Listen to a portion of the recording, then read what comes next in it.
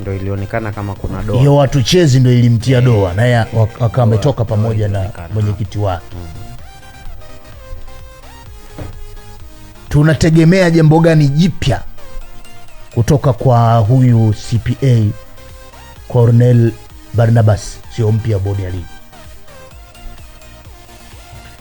Kitu kikubwa ni utendaji wa kazi. Nadhani hata pia TFF kwenye kusimamia kile ambacho wanakihitaji na kusimamia pia baadhi ya vitu ambavyo vitakuwa vinatendeka uwanjani.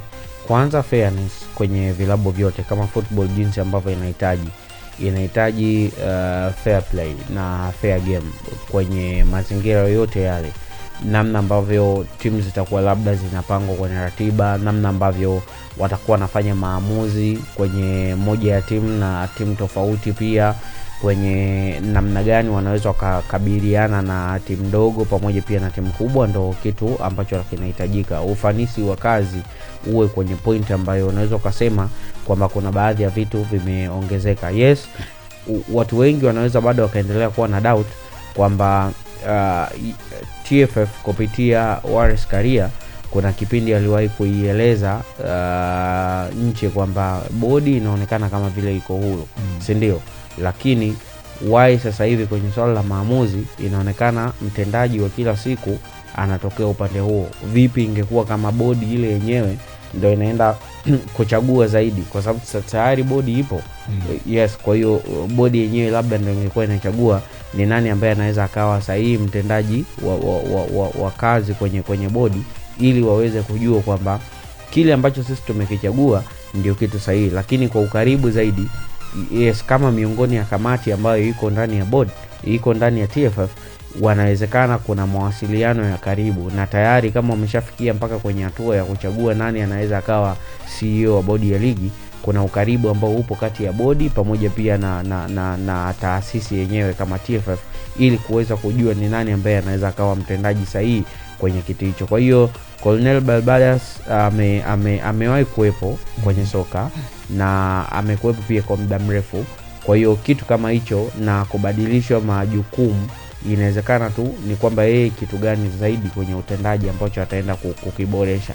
Na nadhani kwa bodi sasa hivi jinsi ilivyosimama na ligi yenyewe, tunazungumza tayari kuna mapato au kuna viashiria vya kuwa ligi ambayo ni bora zaidi, na ndio maana kwenye kila takwimu unaiona miongoni mwa ligi ambayo imesimama mpaka sasa hivi. Kwa hiyo ambacho anahitaji kwenda kukifanya ni ufanisi. Nadhani utekelezaji wa kazi wa kile ambacho atapatiwa, kuliko kuwa kama jinsi ambavyo labda Kasongo alivyokuwa anafanya kazi, na watu wengi walikuwa wanaona labda kuna upande labda anaweza kuwa yupo, au kwa sababu ya baadhi ya matukio. Na unajua mtendaji anaweza akawa ni mzuri sana, kwa sababu hata wakati Kasongo anaanza mwanzoni, kila mmoja tulikuwa tunapiga makofi kwa kile ambacho alikuwa anakifanya, lakini doa moja tu linaweza likachafua kitu chote. Yani utendaji wote ambao umeanza nao tangu mwanzoni inaweza ikaenda kuchafua mazingira yote ambayo umekuwa nao kwa muda mrefu. Kwa hiyo nadhani